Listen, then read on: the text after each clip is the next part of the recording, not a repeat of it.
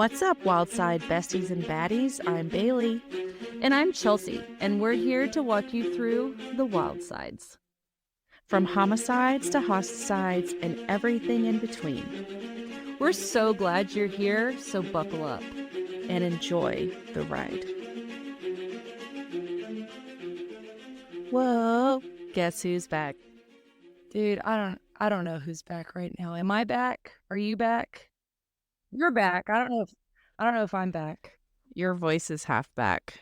Dude, I want you to ask me, Chelsea, how are your holidays? How was your New Year? Hey, how was your holidays? I'm so glad you asked. It was a bucket of crap. It was so bad. I've never been more sick. I was sick forever. Hey, but you know what? It completely cleared my social schedule. I got to do nothing. And that Listen, was glorious. But I still would not wish this. I don't know. I don't know. I don't think I'd wish it on anybody. I don't think. It was bad. It was bad. It was bad. How was yours? I mean, it was fine, but recently, so you guys, I told y'all in the intro, the New Year episode, that Chelsea and I have been reaching out to different professionals in different fields, trying to line up these interviews. And I reached out to this guy who is like the expert in factitious disorders, right? Munchausen by proxy, malingering, all of that stuff. He is regarded as like the guy. And so I reached out to him and he responded. And what he responded was with a correction to my spelling in my email to him, because What? my email auto-corrected factitious disorder to fictitious disorder to literally the world's renowned factitious disorder expert. And I don't want to make it sound like he was very, very nice. We're hopefully going to try to get him on the show.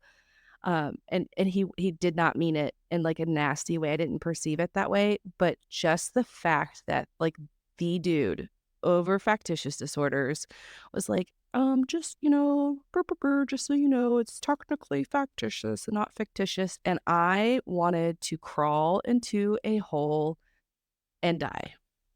That is so funny. Well, because you copied me on that email.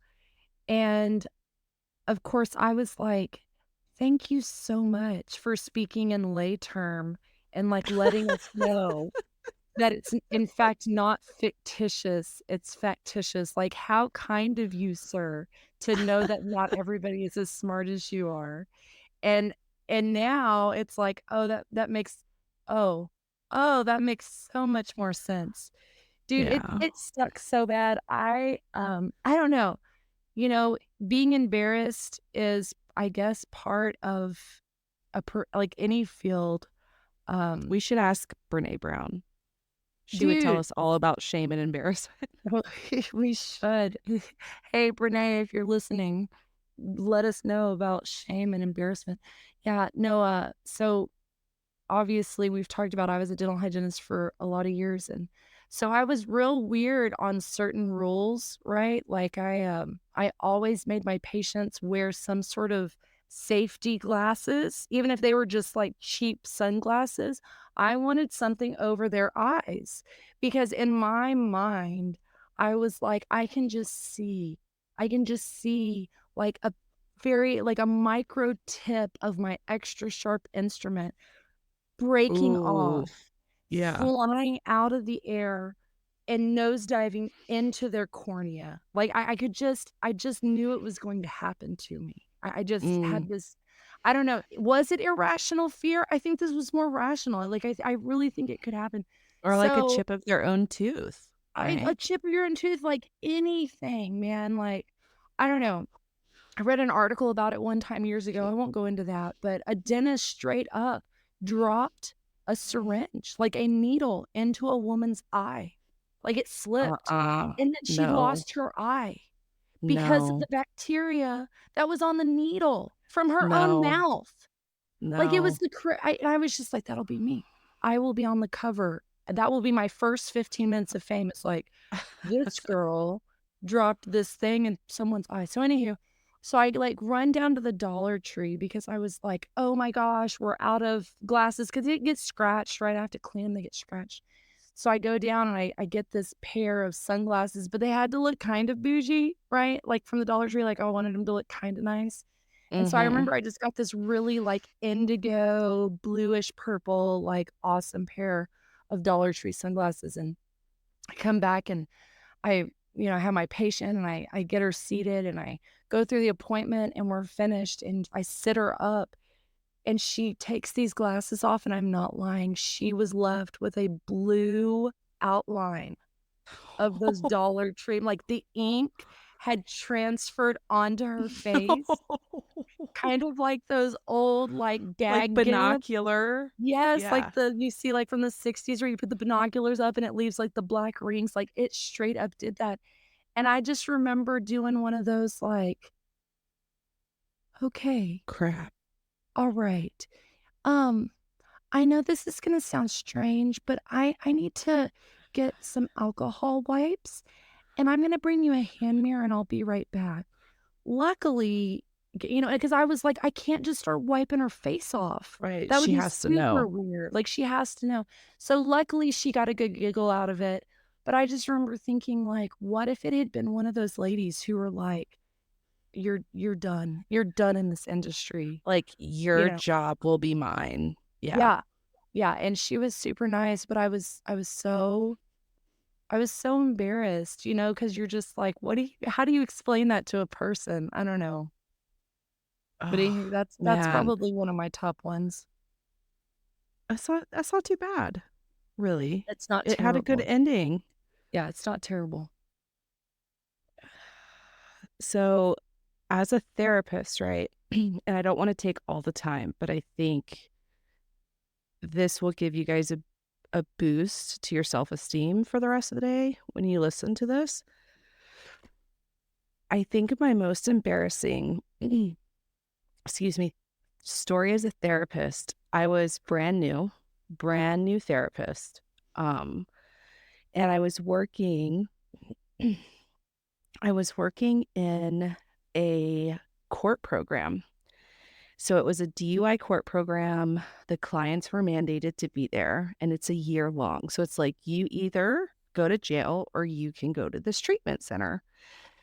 And so I was the therapist for these groups.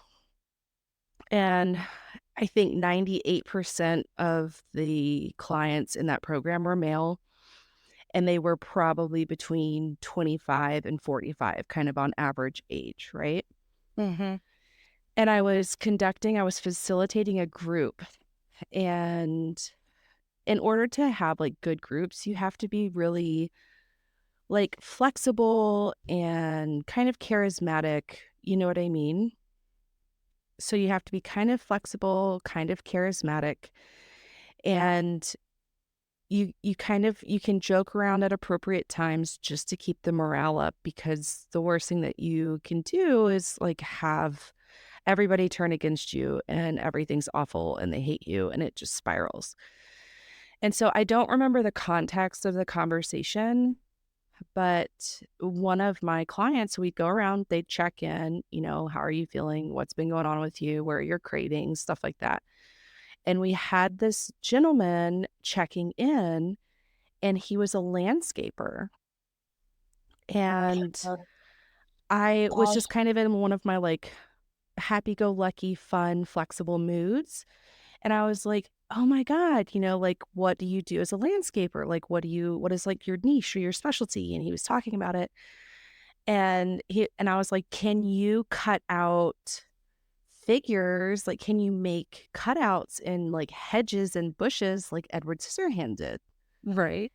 And he was just like, I mean, yeah, probably. And then I don't know, it just this tumbled out of my mouth. And I was like, haha, well, if it wasn't unethical, I would have you come to my house and trim my bushes in the shape of a flying Shape of a flying pig. Oh my and goodness. I when I say I wanted to die earlier, I I wanted to die. I was mortified. And the group, there's this like pin drop silence, and there's probably 15 men in this group, and they start howling.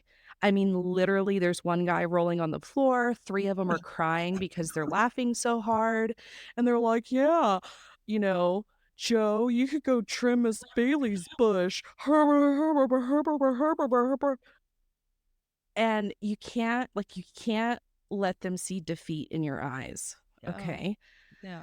And so I just sat there and I just nodded and I was like, "Yep, okay, uh-huh, get it out of your system. I'll give you guys 3 solid minutes. Get all the jokes out, get it out of your Yup. system, and then we're gonna dig back in." And to this day, I cringe when I think about it. Right? It was the most embarrassing moment of my professional career, I think. I think that's, like, my top it's in the top 3 for sure. Mhm. Yeah, I think that's the only thing that keeps people sane in industries that invoke a lot of uncomfortableness. In dentistry, it's just a lot of pain. I hate to say it, but going to the dentist is painful. It's Yeah, emotionally painful for people, it's physically painful. Going to therapy is a humbling experience, and I think as the even for the provider therapist. I mean, right, right. And I think you just literally, if you don't have those moments where you're like, guess what happened to me today? I don't know. I don't think you can survive. I think Yeah, it's the only thing. And I think the universe knows that you have to have those in order to survive. uh, totally. And so it's kind of interesting that we're talking about this whole, like, survival and that kind of theme, running with that theme, because that really ties into what we're gonna be talking about today. Ooh. Yeah. Ooh, rah, S rah. Ooh, rah, rah. So, I will give a disclaimer that one of the parts, a big part of this story, has to do with suicide. So, if that's a big trigger for you, I would say skip ahead for like 5 minutes, but it's literally gonna be kind of smack dab in the middle of the story. So, I will try to, if I remember, give you guys a little heads up when that's coming. Mhm. Okay. I'm glad. I'm always, like I said, I always hate listening to this stuff, but I really am glad because I think there's a lot of awareness that needs to be brought to, especially suicide. I think that's one of those weird, no one likes to really talk about it. I think it's a different Hmm. level of personal. Yeah. And I think we can save a couple, like, 3 to 5 minutes at the very end to kind of unpack suicide a little bit. Yeah. And then, of course, you guys can hang around and listen to that if you want. And then if you don't have to, right? Yeah. Yeah. You can go your own Own way. way, go your own way. All right. Chelsea, are you ready? I'm ready Are for you it. ready for this? Okay. This story starts with one woman.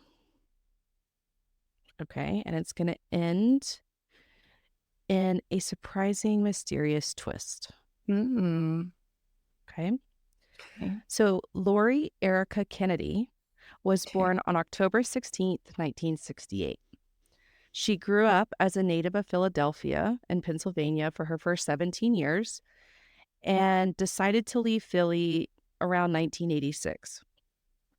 By all reports, there were struggles in her childhood, primarily with her mother and her stepfather. But But, was she West Philadelphia born and raised? On the playground is where she spent most of her days, chilling out, maxing, relaxing, all cool, and all shoes, so b-ball outside of school. No, when a couple of guys, they were up they to were no good. okay. They started making trouble in the neighborhood. We got in one little fight. My mama got scared. She said, "You're moving with your auntie and uncle in Bel Air." Did she move to Bel Air? Is that where she's moving? No, Oh, boo. no. But I think you guys would be disappointed if there wasn't at least 3 musical interludes in the first 12 seconds of the story. Yeah. Sorry. Okay, so after she left Philly, Lori bounced here and there until she ultimately wound up in the great state of Texas. Ooh. I was Oh. waiting for you to sing it. Okay. It was there where Lori met her soon-to-be husband, John Blake Ruff. Blake was an eligible bachelor who had earned his bachelor's degree from UT in Austin. Shout out to our cousins and uncles who are alma maters of UT. Mhm. He earned a bachelor's in telecom management from DeVry, and he worked in the commercial accounts portion of the communications industry. Okay. Blake was a stable guy who had deep Texan roots and came from a well-to-do family. The Ruff family lived in Longview, Texas, which is a city sandwiched between Dallas and Shreveport, Louisiana. Mhm. Yeah, it's northeast Texas. Yeah. I'm sorry. When I interrupted you earlier, to sing about West Philadelphia and the Fresh Prince, were you said that her home life was Was not kind of a good. big deal? Oh, it was not good. She did It not have a wasn't good. super good. Okay. Right. And we're going to get into that a lot more towards the Okay. end, but just I'm keeping it vague for a reason. Okay. Gotcha. Yeah. Yeah. So the Ruff family, they meddled in the real estate and banking industries and were definitely local celebrities low key, right? Everybody knew who the Ruffs were. Mhm. According to Maureen O'Hagan, and I'm going to do a big shout out to Maureen O'Hagan because I get a lot of my information from the wonderful journalism that she did. Her article in the Seattle Times, Blake's family was described as a close-knit East Texas family who were warm and friendly people who sent their kids to boarding school and they socialized at their local country club. Mm. Yeah. Yeah. So when I say eligible bachelor, all the things on the checklist were there, Yeah. Yeah, for sure. right? He's got And this is the good, '80s, right? yes, this is the 80s. Mm. Oh, I Yeah. bet he had some big hair. I Miami l- Vice style. I think somewhere in this, I literally wrote, what's that phrase? The higher the hair, the closer to God. Yeah. That phrase. Tease us to Jesus. Jesus to Jesus. Yeah. So as I mentioned, Blake grew up in East Texas in an affluent manner with his parents and his twin brother, David. Okay. Mm. It was reported that Blake really looked up to his older brother and would always find himself paralleling David's life choices and preferences. The Ruffs were your typical Southern family where I'm sure they appreciated Jesus and good hair. Oh, there it is. And then I said, what's the saying? The higher the hair, the closer to God. Yeah. So when Blake's older brother David joined a Bible study class, Blake decided he would too. It was there at Northwest Bible Church in Dallas where Blake met Lori Kennedy. Okay. Yeah. And so this is now in 2003 when they met. Okay. So they were how old are they at this point, do you think? I don't know. She was born in 86. So She was whatever born in that maths 86 or to. 68? I'm sorry. She was born in 68. Okay. Okay. So I don't know what that math is. Okay. Okay. Lori was described as tall, attractive, smart, and that she loved animals and going out for tea. Ooh. Ooh. Okay. However, the one drawback to Lori was that she was known to be very private and very secretive about things in her life, primarily her history. Was her actual name Bailey and she runs a podcast? I can't tell you guys how many edits we do because Chelsea will say like the most common things like, oh, we have red hair. And I'm like, we're going to have to edit that out. I don't want anybody to know I have red hair. It's like every episode. No one So, can know. yeah. So she would share things that were fairly surface level. So people who got to know her, knew that she loved Cuban food. She was religious, Yes. and that's kind of it. There wasn't a whole lot of depth to Lori. Yeah.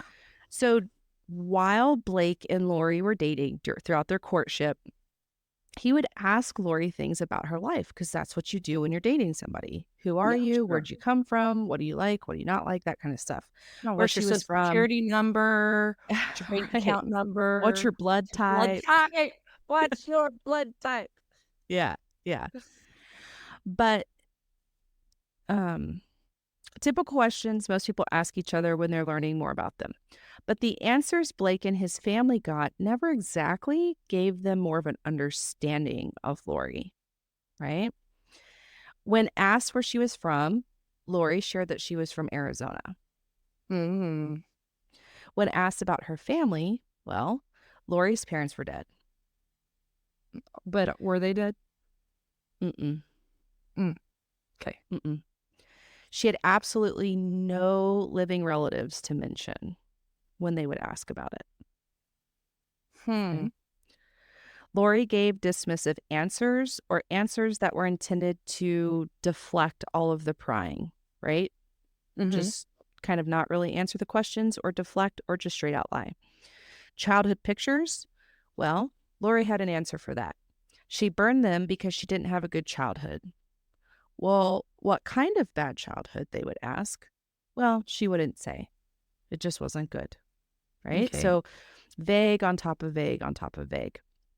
This was the woman that Blake and his family were introduced to, and his parents were not so sure that they were convinced that Lori was a good fit for Blake. I mean, naturally, Mm-hmm. they felt like they didn't really know her, right? Yeah. Yeah. Hmm. That's fair. But Blake, on the other hand, well, he was a rough, but his feathers weren't. Easy there, killer. Okay. He and Lori continued their courtship and their relationship until they decided to elope in January of 2004. So they hadn't been seeing each other too long, and they eloped in January 2004. How do you feel about eloping? Do you like eloping? I kind of want to elope. I am super neutral. I'm Switzerland on that. Like, I cool if you do, cool if you don't. I don't really care. I think it's kind of romantic. Yeah. I mean, especially if you get matching tats and your officiant is Elvis or something like that. I think it's kind of cool. I kind of like it. Yeah. Good for them. So good for them. So they eloped. No one other than the officiant was in attendance at their wedding. So no family, no friends. It was just Blake and Lori, right? Okay. True Lori fashion, if you ask me, right? So afterwards, Blake's mother, Nancy, wanted to do the traditional wedding announcement and publish it in the local newspaper, right? Because that's what Oh, yeah. Texas moms do. Oh, yes. Oh, Yeah. yes. But Lori said, "No." She was like, That's a hard no. That's a hard no for me, That's a Nancy. hard no. And Nancy was not super happy about that. So Mm-mm. after getting married, Blake and Lori decided to move to Leonard, Texas, which was roughly 125 miles from Longview and near the Oklahoma border. Okay. Okay. If you say so. If you say so. It was far enough away to break away from the family of origin, create their own dynamic, but it was close enough to maintain a good relationship with Blake's family.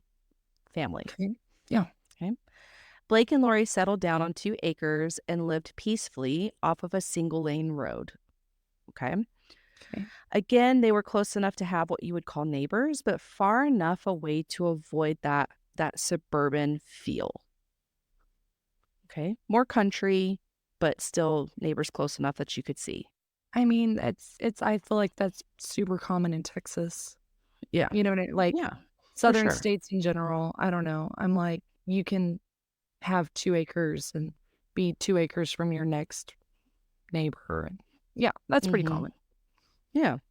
There were reports that Blake was very engaging, extroverted, often neighboring it up with his neighbors, right?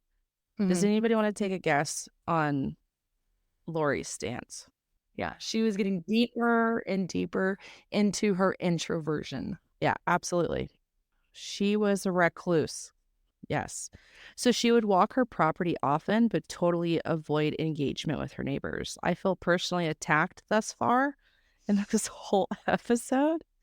Um, like one point when we lived outside of, whenever we lived in Georgia, I literally lived in one house for like, I don't know, 4 years and did not speak to my neighbors, not one time. Because Yeah, there was no point. Like, what are we going to talk about? I don't know. I mean, Right. ask Blake, he probably knows. Yeah. He has the answers, Right. he's an extrovert. Yeah. So Lori made sure to create a life that suited her preferences. She worked from home as a marketing consultant and also ran, I love this so much because it's the most introverted shit. She ran a mystery shopper business from home as well. Dude, I mean, go big or go home, That's be right. full-blown introverted. That's right. And she was. For the next 5 years, Lori and Blake lived on their peaceful little piece of land, both doing their things. Okay. Do you remember that song, Lori and Blake, sitting in a tree? Mhm. Kissing. Yes. First comes love, then comes marriage, then comes the. Baby in the baby carriage. That's right. Well, it was reported that Lori really wanted to be a mother. Mhm. I wrote, can I just add how interesting it is when someone has a less than nurturing childhood and how when they grow up, they're either like, hell no, I will not have children, or they're like, all I want in this life is to be a mom. Have you ever Yeah. noticed that? Yeah, and it's like, I don't want to just be a mom, I want to have, like, 4 of my own kids and then adopt 3 other kids and then feed the neighborhood spaghetti in my spare time. Like, they want all Yeah. the kids. All the They wanna nurturing. save them, save Yeah. all the babies from the Mhm. perils that they grew up in. Mhm. Yeah. Yeah, it is interesting.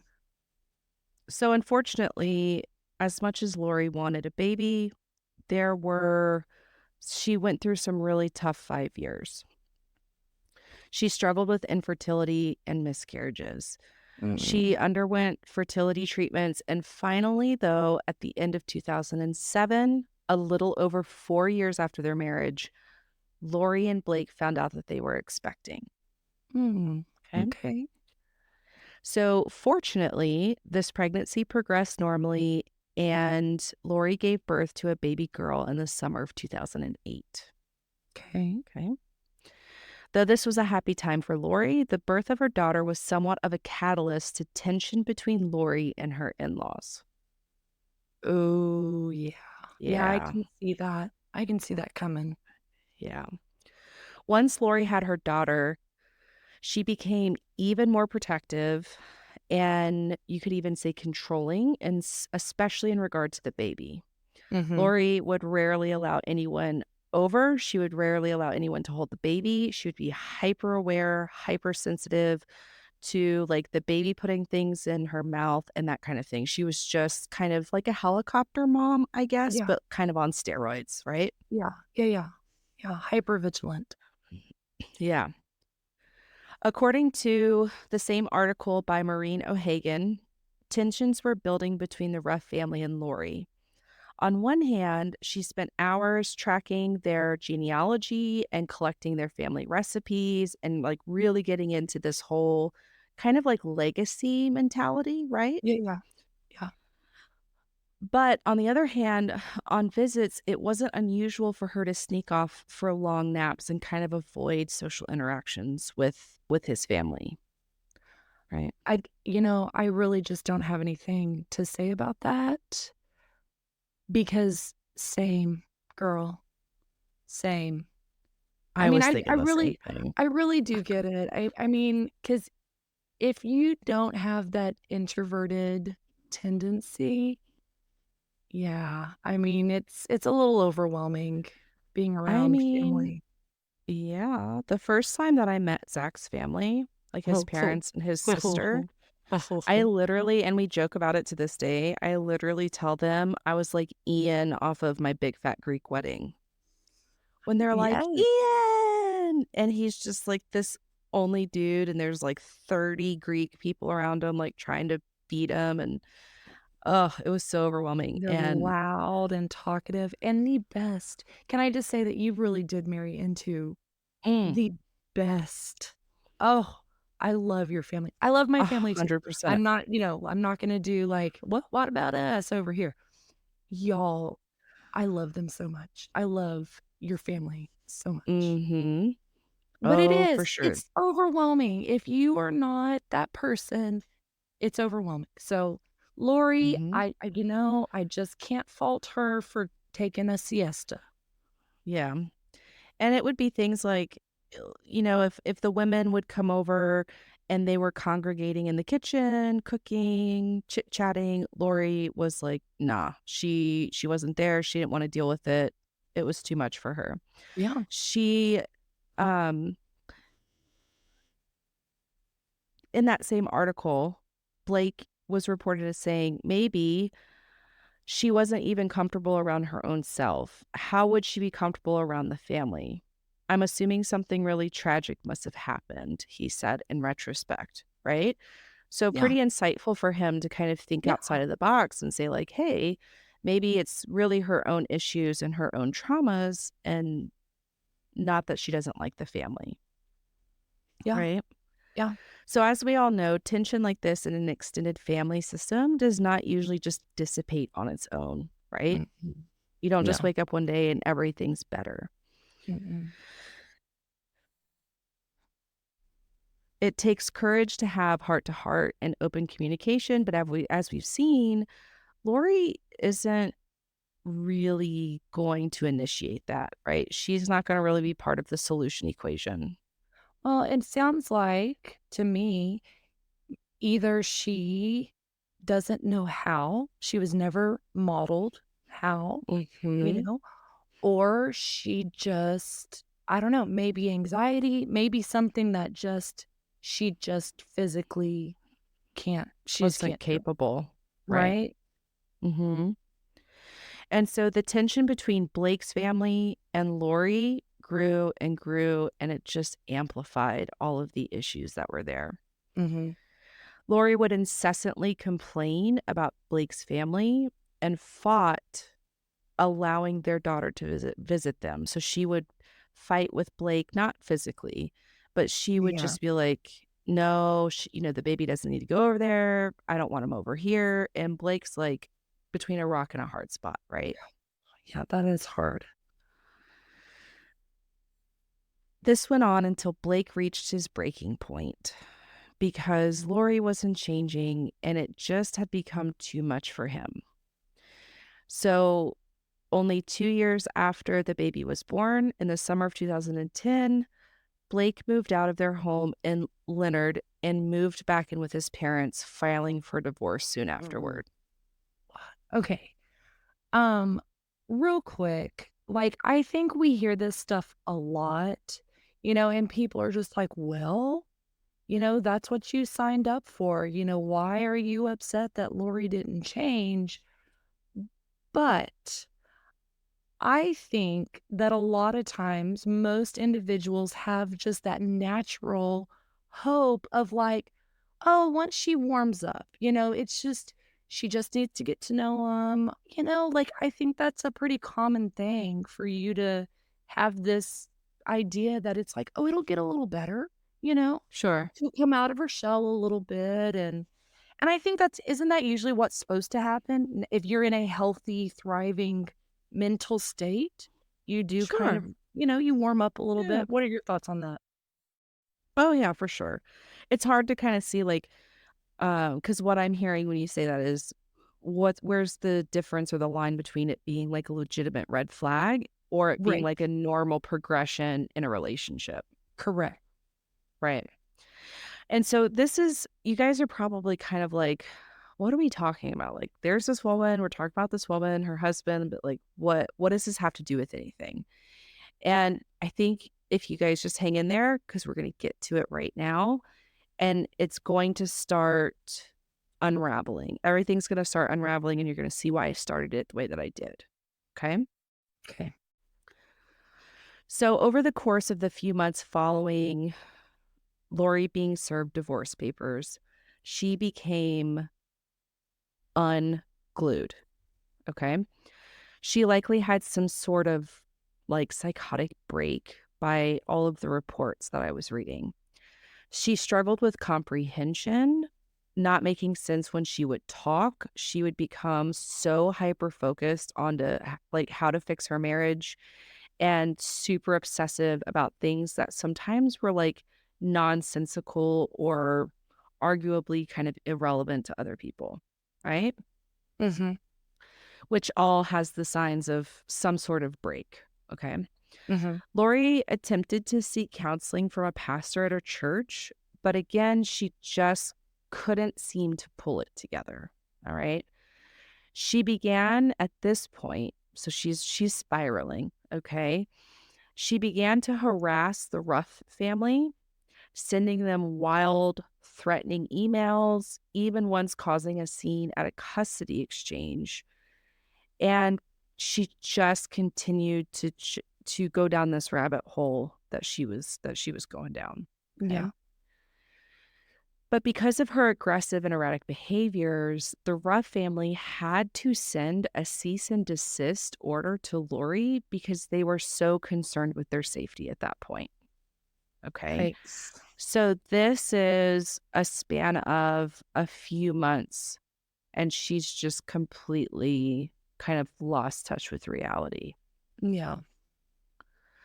So the cease and desist was probably likely the last straw for Lori, which would come to a head that year on Christmas Eve. Dude, what is it about the holidays so seriously? You know what I mean? Like, it just seems like it's going to build and it's also going to erupt around the holiday Because season. all of your most primal, that's not the right word. Your deepest cuts in trauma come from your family, right? That's the first cut. The first cut is the deepest, right? And it comes from your family trauma. Everybody has trauma in their family of origin. And so the holidays, the media, society, all of that paints it as this like super happy time. But the reality is that people's mental health really plummets around the holidays and relapses happen the most around the holidays, right? Mhm. Mhm. So it's just, I think it's too much for people. Yeah. So again, Christmas Eve of this year. And so this is my trigger warning for you guys. For suicide, skip about 60 seconds if that's too much for you. So on Christmas Eve that evening, Lori drove over to where Blake was staying, which was at his parents' house in Longview, and she parked her black Tahoe in the driveway. At some point that evening, Blake's father made his way outside and noticed the black Tahoe was sitting in his driveway just idling.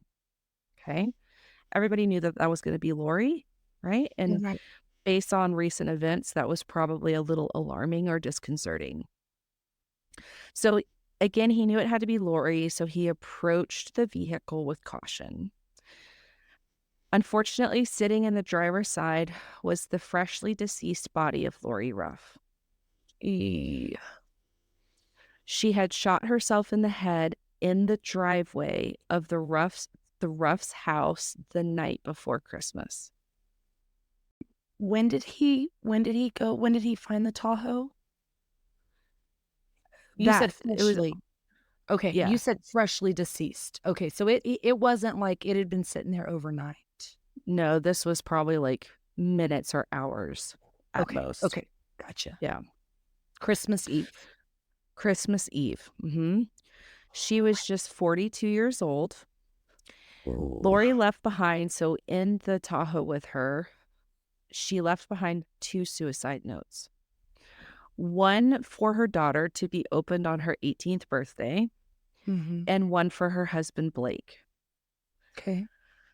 So Blake naturally was devastated. I mean, I think it's one of those things that he probably still loved his wife, but there were Absolutely. just a lot of issues that they weren't able to kind of correct or rectify at that time. Correct.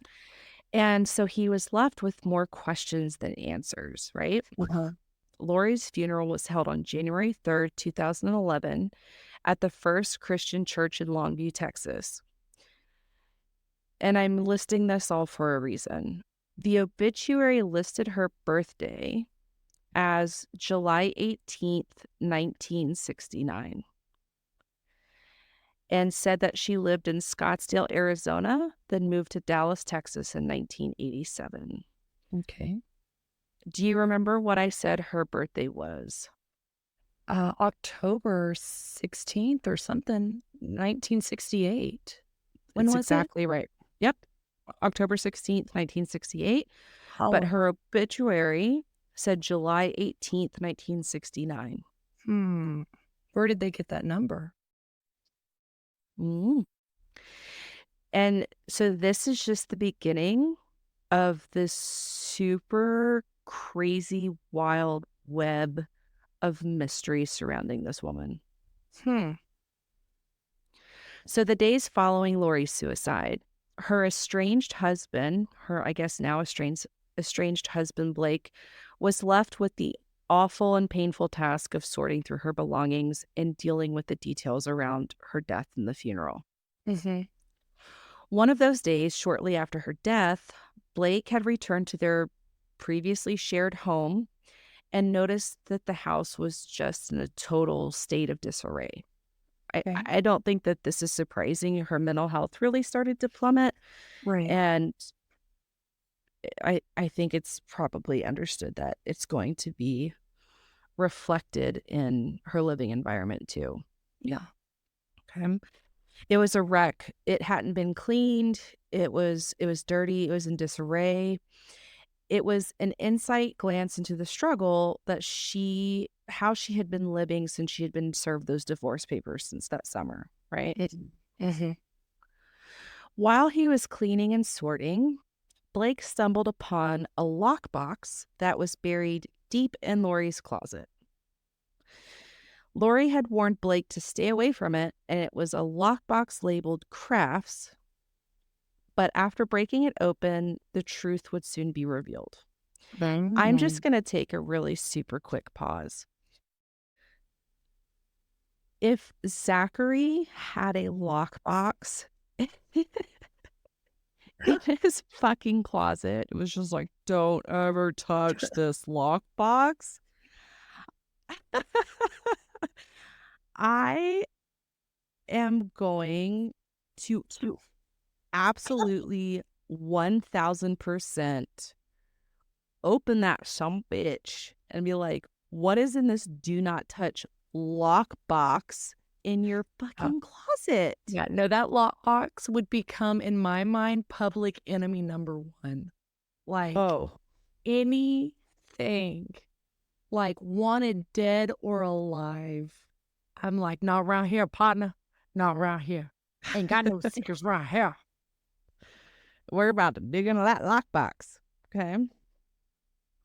And maybe it's just like my sex addiction therapist in me. Like my first thought would be like, I'm not even gonna say what my brain says because it would be like I would go on America's top 10 wanted list.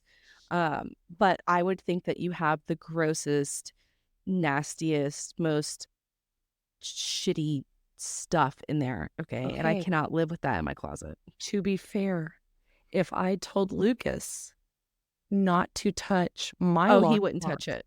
He would oh, never touch it. he would be like, what lockbox? He'd be like, Like, there's been a lockbox there for 84 years.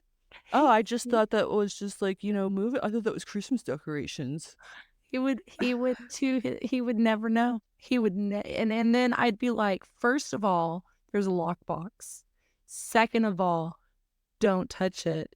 And he'd be Don't like, touch my lockbox. don't touch it. And he'd be like, have you seen the ketchup? And I'm Oh, like, yeah. yeah. So get this. Among the items found in this lockbox were multiple different state IDs with different names. Oh, Along with these ID cards, one of the first things Blake pulled out of the box was a court document from 1988 showing that Lori Erica Kennedy was really Becky Sue Turner. Oh. Blake was shocked, obviously, to see that his wife wasn't who she says he was.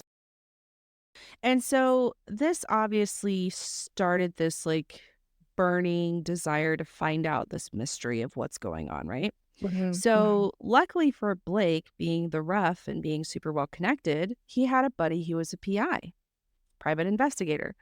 So, he asked his buddy to look into this Becky Sue Turner character. Okay.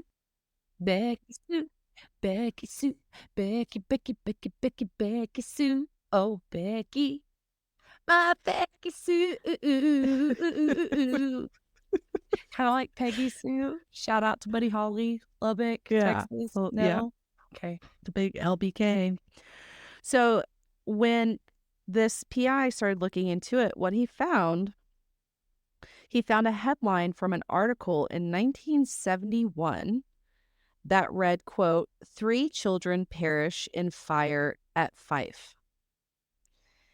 Apparently, Becky Sue Turner was a 2-year-old girl who died in a house fire along with her two sisters on December 1971, and she was buried alongside her sisters in Woodbine Cemetery in Puyallup, Washington. Washington State. Washington State. Uh-huh. So clearly, Lori Ruff was not Becky Sue Turner. Becky Sue Turner was dead and had been for nearly 40 years. So I wasted that whole song on No, it somebody. was great. Oh, she was worthy of it. This is a movie. This is a movie. I've I seen this know. movie. I haven't Maybe. really seen it, but I'm like, this is a movie. Yeah. So, Mm, according to Stephanie Weber's article in Marie Claire, this now indicated that the woman once known as Lori Ruff would now have to be registered in the federal government's database of missing and unidentified persons as a Jane Doe, right? Because now they weren't yeah. sure of what her identity was. Loved ones, reporters, and federal investigators would all fall into this story to begin a search of Lori's true identity, a process that would take 6 years to complete. So, though Blake had found some clues regarding Lori's past in that lockbox, it was like chasing a white rabbit in Alice in Wonderland. It just kept getting more and more confusing and convoluted. The more they dug, the more confusing it got. According to Brett Berkay's article in Cron, Joe Velling was an investigator for the Social Security Administration, and he took on the case. Okay. He eventually linked up with a nuclear physicist. So, this is the coolest, most hashtag boss woman. Nuclear physicist turned forensic genealogist in Oh. California, and her name is Colleen Fitzpatrick. Oh. So, apparently, Joe was assigned to this case in 2011, and after a congressman's aide gave him a binder filled with information from the lockbox. So this congressman's aide was like, "Hey, you work for the Social Security Administration. Can you check into this?" I imagine that the Ruffs maybe were connected somehow. Right. Yeah. Like Sure. well connected, I mean, like networked. Right. And so this binder almost literally falls into Joe Belling's lap, right? And the binder was all of the stuff that Blake found in the lockbox, right? All Mm-hmm. the IDs and the Yes. um what That else was court in there? document. It was Oh, a the court court document. document. Yeah, yeah, yeah. Yeah. Court document. And so all of this paperwork was actually put together by Blake and his family, Okay. right? So they are Yes. the ones really pursuing this and wanting to get some answers. Investigator Velling began this rabbit hole chase with some heightened confidence as he had dealt with many conmen and identity theft cases in his profession. That's all he did. And he was like, there were a couple articles where he was like, it's fine. I'll figure it out in like 6 weeks. Right. And it turned into How hard? 6 years. Like, I feel like Joe is me. How hard can it be? How hard can it How be? hard can it be? It's For not that bad. sure. Like, give me a weekend, maybe. Right. And so by year 2, Mhm. Joe was just like, oh my gosh, he just kept hitting dead ends. He was having a hard time nailing down the identity of Lori. He knew one thing for sure, though, and that he said in a lot of his interviews is that she was super intelligent and she knew exactly what she was doing. Remember how I told you that the Ruff family found that legal document in her lockbox for Becky Sue Turner, right? Right, yeah. Well, it turns out that the real Becky Sue had a birth certificate from one state and a death certificate in another. Okay, so the But little 2-year-old was born in yeah, one state, she died in another. Okay, right. meaning Lori chose this identity carefully, knowing it would be more difficult for it to be traced since there were two different states involved in the birth and death process, especially in the 60s and 70s. She knew that. But S- but why? Okay. But why? Tell us, Bailey. Tell us why.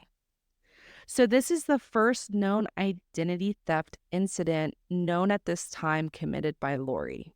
Mhm.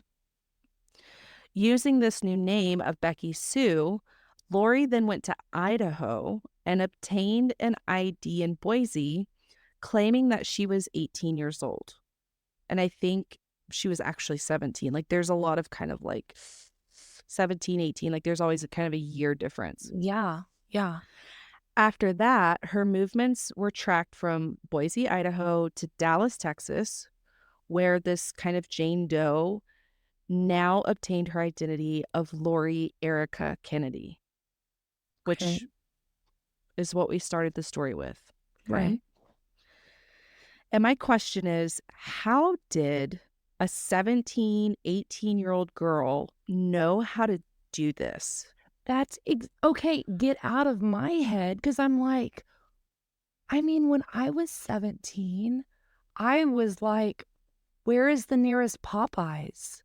Like, that's what I thought about. Right. Like, I can barely navigate a new city, a city I've lived in for 4 years without my GPS, like let alone figure out how to get a whole new identity. like, and this was like, you have to think about this. Like, this was physically visiting facilities. You know what I mean? Like, this was not typing in and applying for stuff online Right. like it is now. Like, this is like you have a drive, you have a mission, and yeah, like Mm-hmm. it's a whole thing. That's a whole thing. So, regardless, this did at least give a clue that Lori was at least known to have been in Idaho in 1988. Velling was also able to identify a P.O. box Lori had in Boulder City, Nevada. Okay. Which she then forwarded her mail to Dallas. So, okay, we started in Philadelphia. There's an identity from a 2-year-old who died in Washington State. She was in Boise. She was in Dallas. She had a P.O. box in Nevada. Okay, so this is all over the map, quite literally, right? So this woman was all over the place. So again, speaking to the savvy and masterfully manipulative nature of Lori, she was even able to get into college without any records or high school transcripts. This is blowing my mind. So again, a different article from Maureen O'Hagan. Velling also quickly found out that Lori had graduated from the University of Texas in Arlington with a degree in business. From there, he was able to track down a few friends and colleagues around the time frame that she was there. One peer that he got in touch with had said that Lori had been working as a dancer at a gentleman's club, right, in the early 90s, but no one that Velling spoke to knew literally anything about Lori before 1988. Okay. Velling was able to learn that Lori had breast implants. And so he was like, oh, hey, that's a lead I can go Serial. with Yeah, because they have serial serial numbers. numbers. Yeah. But that was another dead end. Lori got those after she had already identified herself as Lori. Mm. So that yielded zero results. So Velling continued to search. Going off of papers from Lori's lockbox, he attempted to find previous employers. They were bogus. He contacted an attorney in Los Angeles because there was a name of an attorney in Los Angeles. When he called, there was no record or recollection of any services with Lori Kennedy or Lori Ruff. Hmm. He ran her pictures through all the facial recognition databases. Nothing. He ran her fingerprints in Homeland Security's database. Nothing. She truly was like a whole new person each time he turned the corner. And no one was getting any closer to finding out who she was. Like they just could not figure it out. All the people knew, all the people knew who were involved in this case was the unknown woman stole the identity of a deceased child, Becky Sue Turner, changed her name to Lori Erica Kennedy. We are two identities into this woman, but so far, no real leads to her origins or her true identity.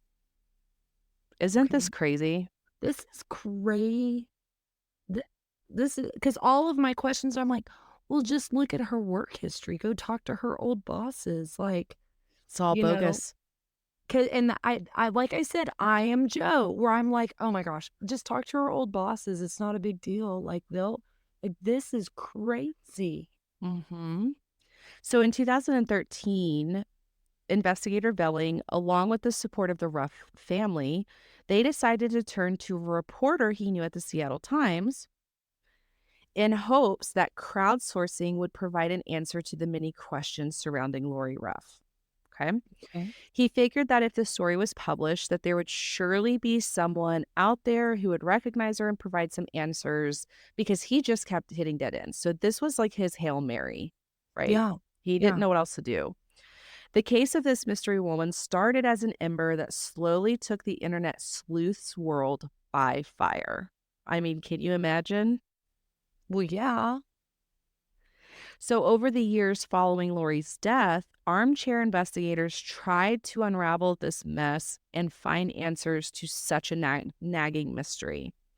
The theories got wilder and wilder while not exactly finding any solid evidence to turn to. There were questions of whether she was a runaway. Maybe she was a runaway from a weird polygamous cult.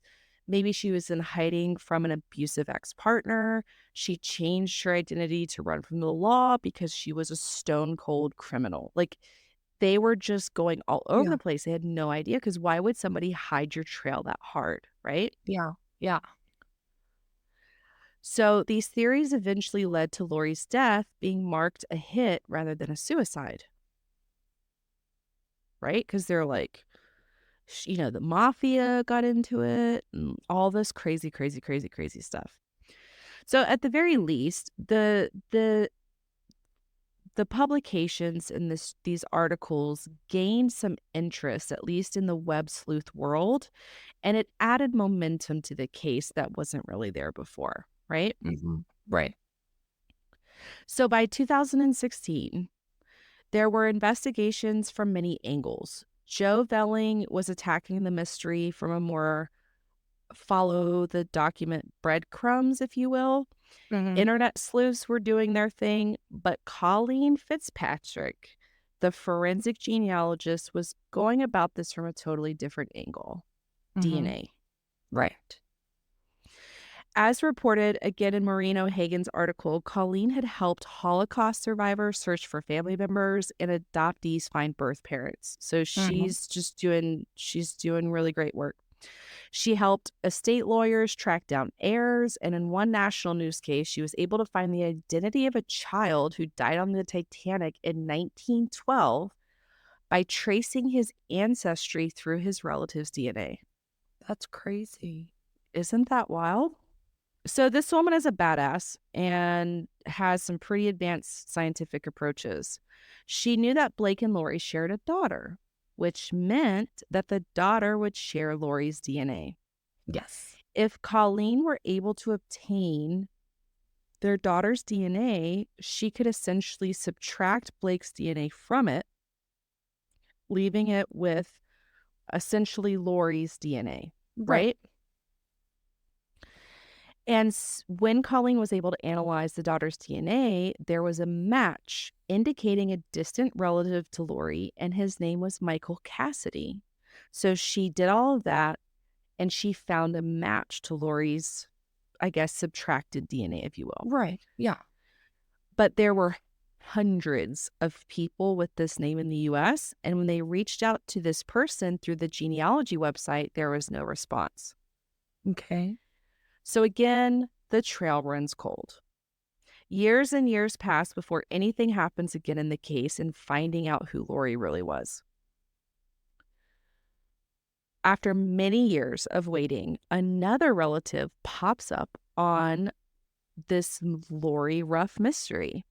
With this new lead, Fitzpatrick started working diligently to recreate Lori's family tree, basing it off of this cousin's ancestry. Okay. This lead zeroed in on an all too familiar name, Michael Cassidy. Okay. This time, with more accurate DNA ancestry and a family tree created, Fitzpatrick was able to hone in on the correct Michael Cassidy. Okay. This Michael Cassidy was an extended family member from the Philadelphia area. Does that sound Oh, familiar? okay. Yes. Yeah. So, using obituaries, public records, and other modern tools to help people reconnect with lost relatives, Colleen was able to put together a link that likely pointed to Lori's mother being Michael Cassidy's aunt. Right. Yeah. Okay. Now, at this point in the investigation, there were two potential families on opposite sides of the same coin. One family in Texas who lost their loved one, the person that they knew as Lori Erica Ruff, and now a family in Pennsylvania who had lost their loved one years before in 1986 when she left. Okay. So finally, in March of 2016, Joe Velling, who is now retired at this point, he hopped on a plane and headed to Philly to meet the newly identified family members to this unknown woman. Velling arrived to the house of one of the members of the Cassidy family to see if they had any information about Lori. He began this introduction by trying to really professionally and concisely tell them why he's there, Right. but also knowing that he would have to deliver the news of her death, right? Right. Right. And so, having no other information than this woman's picture, he hoped that that would be enough. He couldn't really present this unknown woman by name because, again, nobody really knew who she was, Right. right? Right. I mean, they don't officially have like a real name for her at Right. this point No. still. So, after failing to make these connections in a convoluted story verbally, Joe finally gets out Lori's most recent driver's license picture, and it was taken when she was around 40.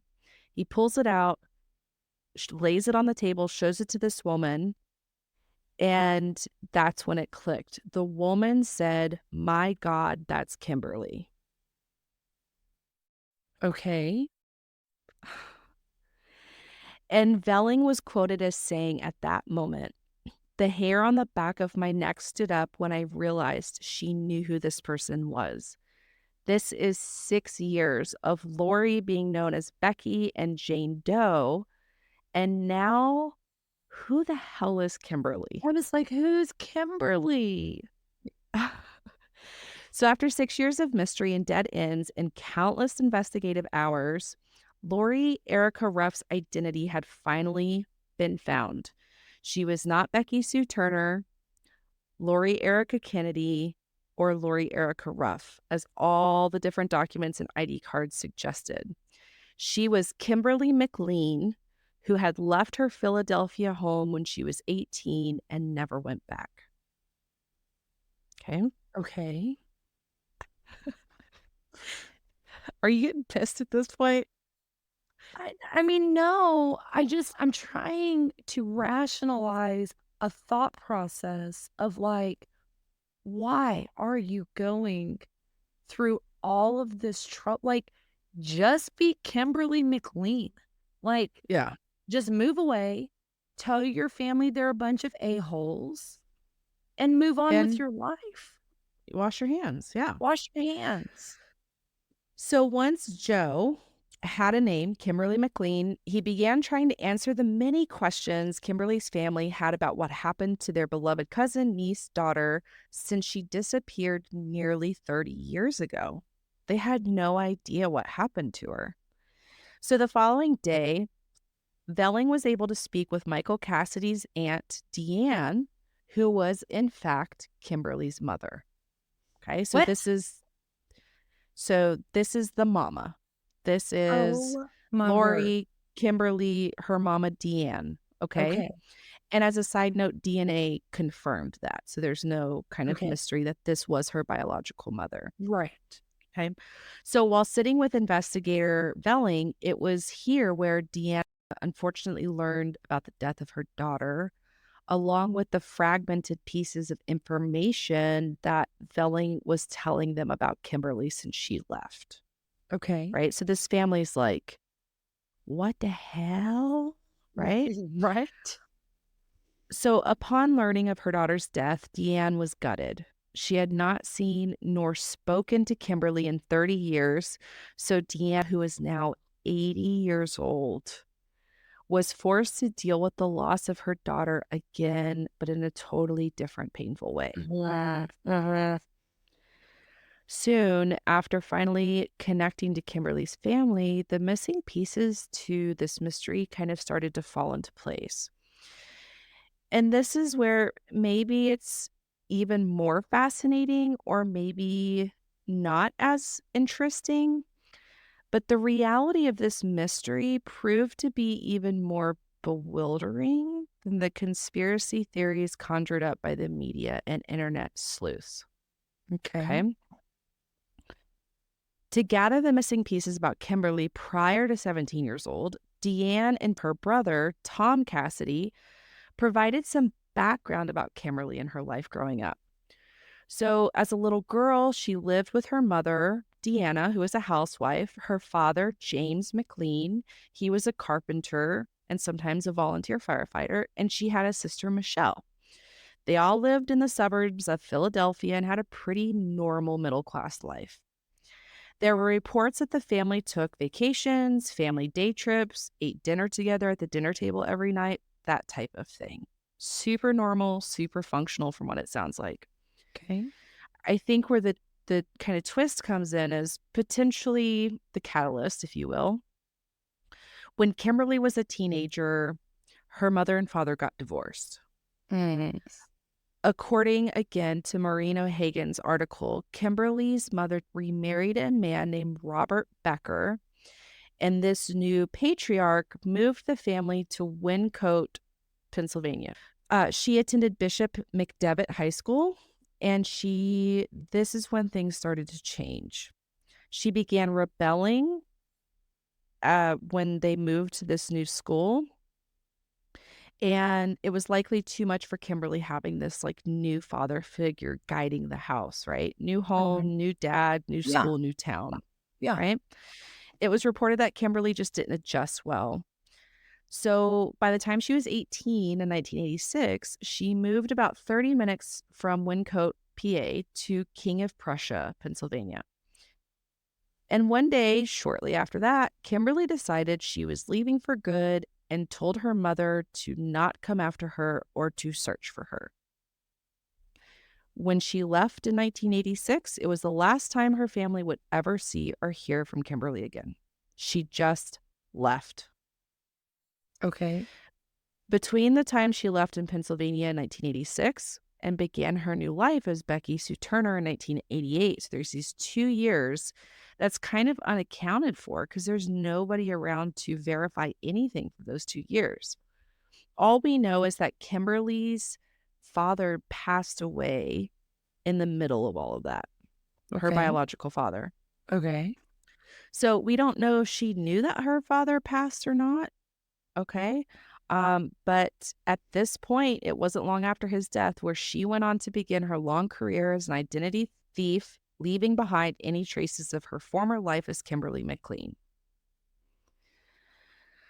By May of 1988, Kimberly was in Bakersfield, California, and it was there where she obtained a copy of the Becky Sue Turner's birth certificate, as we've mentioned before.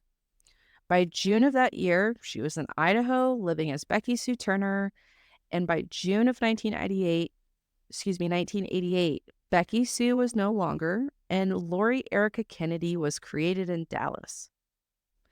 And from there, we know the rest of that confusing, tragic story because we've talked about it. Okay. The reason why this wild goose chase of a story is so bewildering, I think, is because the truth is stranger than fiction. There have been no family reports of any evidence in any way, shape, or form that insinuates Kimberly went on to steal and change identities for any nefarious reason. There's no evidence that she had an abusive ex-boyfriend, that she was running from, the law. There was nothing indicating that. There was no criminal connections. There were no records of other form of fraud or for financial gain. There wasn't even changing all this to get money. There were just no reports of anything out of the ordinary with Kimberly's life. Lots of people come from divorced households. Lots of people grow up with step parents they don't like. Lots of people are forced to move as children or teenagers and follow their parents' jobs or family. But Kimberly, she left everyone she ever knew, severed every and all ties to everyone she knew, and literally spent the rest of her life hiding behind an impenetrable veil of secrecy. For what reason? What on earth in her life made her brain click with this idea to literally become untraceable and to just walk away from everything you've ever known? I mean, honestly, I'm just sitting here thinking like, I bet you that there are psychotherapists. I don't know. I don't even know what your job title would be that are just like, I would love to have done a deep dive with this girl. Mm-hmm. Like, or do brain scans or something. Like, what is going on? Like like, it's kind of, what is that? There's a saying that says like the punishment doesn't fit the crime, right? Where you're like, that was way too extreme of a punishment, for what happened. I feel like it's kind of in that same vein of like, this is way, this is not logical. Like, this is way too extreme of a behavior of becoming a ghost essentially for what? Because Mm-hmm. your stepdad's kind of, you know, Professor Dickweed? I don't know. Yeah. Yeah. And both families on kind of opposite sides of the US, Pennsylvania, Texas. So they get this news that's like, okay, she came from like a pretty normal middle class family. And there's literally no indication of why she did all of this stuff, right? Like she was a chameleon for, like you said, for what reason? Like what reason? There were no predators for an adaptation to assimilate to your surroundings, right? Right. Right. And so, I mean, that's what these families are grappling with. They're just like, we have no idea. We don't know what's going on. And I think the unfortunate thing is that these families now, even though they have their answers, it Like, doesn't there's no answer any closure. question. Yeah, No. there's no So closure. they live every day wondering why. Why did she do this? What was going on in her brain? What was going on in her life for her to be running so hard and so fast from? And, like there are some silver linings that the families kind of bring up. The silver lining is that Lori and Blake's daughter now, she has an extra set of grandparents, right? So, Yeah, like, that's cool. And they have a grandbaby that they never knew existed. yeah, And officially, I also think it's important to say is that Lori Ruff was also officially removed from the federal database of missing and unidentified persons once her true identity was found, right? yeah. So, like, that's a little bit of a win or a big win. And I think cases like this make you question, like, from my perspective, it makes you question if you really know someone and like their level of capability of being able to hide things and to become who they think you want them to be or Mhm. something of that nature, Yeah, right? yeah. And so that's what it appears to be in this case. There's no other indications of why she did what she did. And that is the wild case of Lori Erica Ruff, aka Lori Erica Kennedy, aka Becky Sue Turner, aka Kimberly Maria McLean.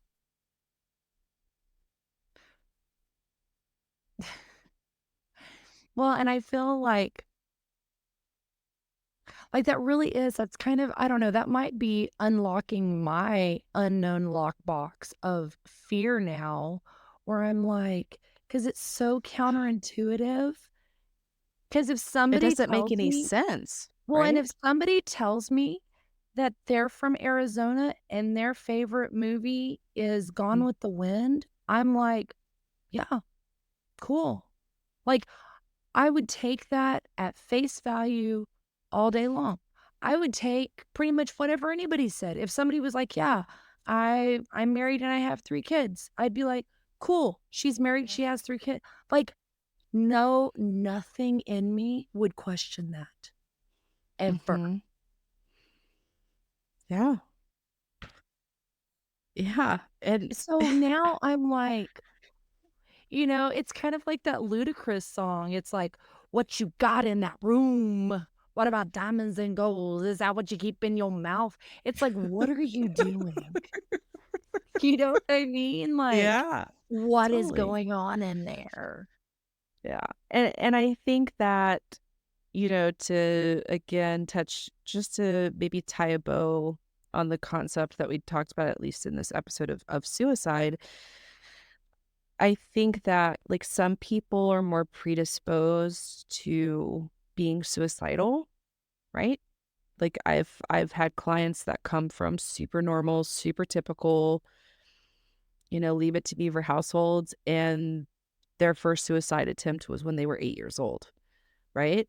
I've had clients who have literally been kidnapped, raped, and tortured, and they don't struggle a day with depression. Maybe some anxiety and PTSD, but not depression, right? So Yeah.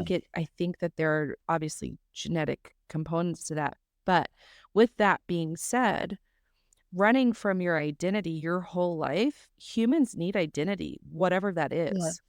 And Yes. when you deny your identity, whatever that is, and you run from it and you hide it and you shapeshift it, I think it creates such a detached sense of self. Well, And and I have to say, not only that, maybe she had an end goal in mind, meaning she wanted to be Lori, and she wanted to be married, and she wanted you know what I mean? Like, that was maybe her big picture end goal. yeah, She got it, she had the baby, you know what I mean? And then it was all of a sudden, like, ripped ripped away away. from her. Yeah. And obviously, I don't think it's ever fair to be like, "That's probably what happened," because I don't think that's ever fair to assess a situation. But again, it looks to me if she was longing for identity, she finally had it, even though it had been created, but she finally had it. And she was no longer in control of keeping that identity. Yeah. Yeah. For sure. And I think just as a needed statement, if you're struggling with depression or self-harm or suicidality, please reach out. Um, there are lots of people out there who want to walk that path with you. You are not a burden. You're worthy, you're loved, you're valuable. And I'm also going to link some just mental health suicide prevention links in the show notes, just so you have it in your hand. Yes. And I don't know, kind of one more, like, just little thought, kind of thinking of it almost, in a weird way, it's not surprising that she would go to a drastic measure like suicide. And again, I'm trying to be very, very sensitive with that. But just from her history, it seems like she makes quite drastic decisions. Does that make sense? Like Oh, she like go big or go there's home. no way out, right? There's no way out. This is my only option, Right. right? Like, I have to move. I have to change my name. You know what I mean? Like, it just seems like there's almost avant-garde. I don't know what word to use, but I mean, Yeah. that's very extreme. And maybe it's not. I'm not by any means a professional. That just seems very extreme behavior from Mhm. the running away, changing names, picking a name that died in one state, and you know what I mean? To suicide. I just feel like those are very extreme decisions. It would be very Without without arguably substantial catalysts to that, right? correct. So, Correct. like, the it doesn't feel like it matches, right? Correct. And I think that's why it's so, like you said, bewildering. Like it just doesn't make sense. So I am going to back what you said on, you know, if you are suicidal, if you're depressed, there's help for that. I also want to say there is help if you feel like you need to make some big, dare I say, irrational decisions. There are therapists that you can talk to that you're like, "Hey, I want to move and change my name and take on Mhm. aliases." I mean, you can go and talk to somebody to say Mhm. like, let's talk this through." Like, you're not alone. You're not alone in whatever And if you you're can't in. wait for a therapist, call the suicide hotline and Yeah. talk to somebody immediately, right? You Yeah. don't have to wait for a therapist if you don't have a friend to talk to and it's 3 o'clock in the morning. Again, I'm going to list the National Suicide Hotline number in there, and you will have access to that immediately whenever you need it. Perfect. I love it. So, Well, yeah. thank you for covering a suicide case. Like I said, I know that they're always very touchy. I think it's important for us to cover them because I think that mental health and suicide awareness it's a big deal, and Mhm. it's going to Yeah. continue being a big deal in our society. Well, thanks for sitting through it with me, and thanks to our listeners for sitting through it because it's not fun, right? It's a heavy thing. So, as always, we appreciate you guys for hanging out with us and sticking with us through this wild ride. Yeah, and we'll catch you on the flip side. Bye, guys. Hey, Wildside Tribe, don't forget to follow us on Instagram and Facebook at Wildside Podcast. Make sure to tune in on Wildside Wednesdays. New episodes will drop each Wednesday at 6 a.m. Eastern Standard Time. We would love to hear from you, so if you have a wild case recommendation, email us at wildsidepodcast@gmail.com. That's wildside with a C. Or share your thoughts in the comments below. As always, if you haven't heard it today, you're loved, you're worthy, and you're valuable. And we'll catch you on The the flip flip side.